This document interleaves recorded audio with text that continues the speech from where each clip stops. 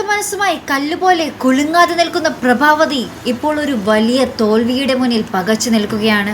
തന്നെ തോൽപ്പിക്കാൻ ആർക്കും സാധിക്കില്ല എന്ന് മനസ്സിൽ പലതവണ ഉരുവിടുന്നുണ്ടെങ്കിലും രജനി വിഷയത്തിൽ അധികം താമസിക്കാതെ പ്രഭാവതി സിദ്ധാർത്ഥന്റെ മുന്നിൽ തോൽക്കും.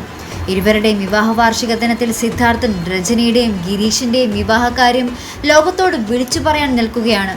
പ്രഭാവതി എതിർപ്പ് പ്രകടിപ്പിച്ചെങ്കിലും സിദ്ധാർത്ഥൻ അതൊന്നും കൂസാതെ തൻ്റെ തീരുമാനത്തിൽ ഉറച്ചു നിൽക്കുകയാണ്. തൻ്റെ തോൽവി മുന്നിൽ കാണുന്ന പ്രഭാവതിയുടെ അടുത്ത നീക്കം കടുത്തത് തന്നെയായിരിക്കും. തൻ്റെ അഭിമാനവും തറവാടിത്തവും സംരക്ഷിക്കാൻ ഏതറ്റം വരെ പോകാനും പ്രഭാവതി മടിക്കില്ല. പ്രഭാവതിയുടെ പ്രതാപം നിലനിർത്താൻ അവരുടെ അടുത്ത നീക്കം ഗിരീഷിനെ വകവരുത്തുക തന്നെയായിരിക്കും.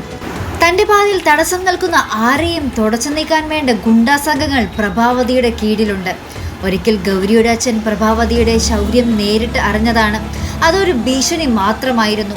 ഇവിടെ ഒരു ഭീഷണിയെ വകവയ്ക്കുന്ന ആളെയല്ല ഗിരീഷ്.